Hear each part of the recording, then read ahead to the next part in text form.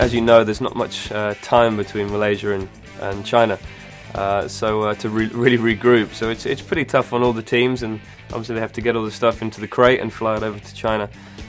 So it's pretty tough, but we've done it before. We're experienced. They're really going from one Grand Prix to the next, back to back. It's quite simple, really. I mean, it's easy to reset. You know, it takes a day or so to, you just on to the next one.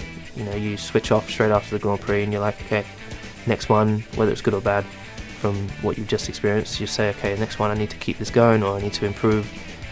I think it's harder probably for the guys because they've got to take all the car to bits on the Sunday night, and then pack it all up, send it out, and then when it gets there, rebuild it again. And so they're under incredible pressure.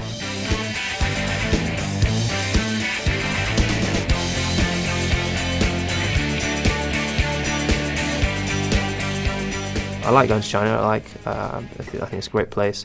I love the food. I really like the people. The race is a little bit far out, but I get to go and have play a golf before I get there usually, and then the track. I've generally been really quick there for the last few years. Yeah, it's a fun city.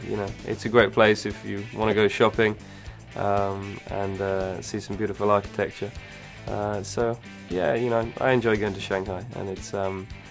I'm very lucky that I'm doing a job that I love, but also that I get to travel around the world and see so many different cultures and beautiful cities.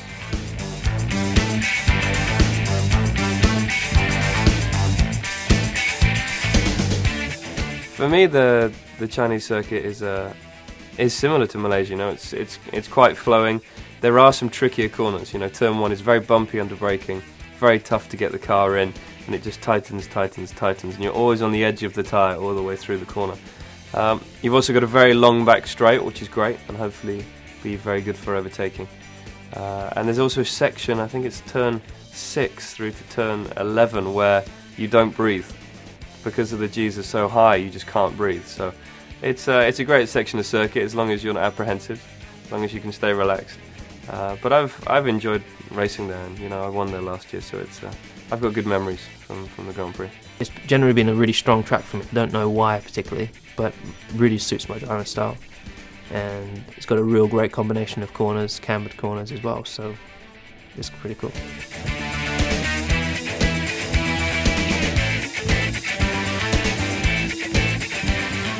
There is a few opportunities because you've got to overtake, because you've got the really long back straight.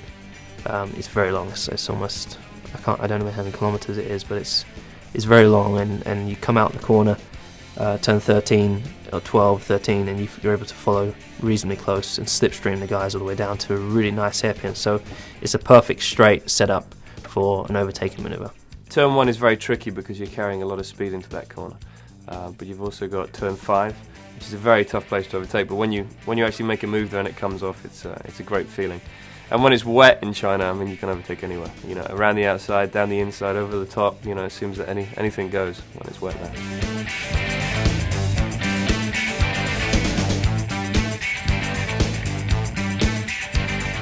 This year, obviously, with more experience with the team, I've had time to really develop the car around me, and I found my comfort zone within the car. Whereas before I felt like I was sitting quite high. Now I'm properly in the car, I feel a part of it, and that is so important to me.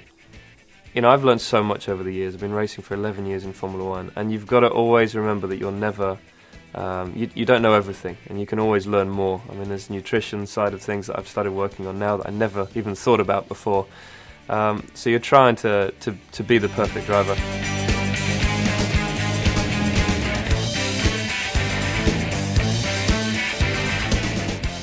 It's been a lot of fun. I've really enjoyed working with Vodafone, and I look forward to many other challenges, because it's not just a partner event for Lewis and myself. It's most of the time it's a challenge, and it's something very different. We're not actually told what we're doing before we arrive, and that's why it's a lot of fun.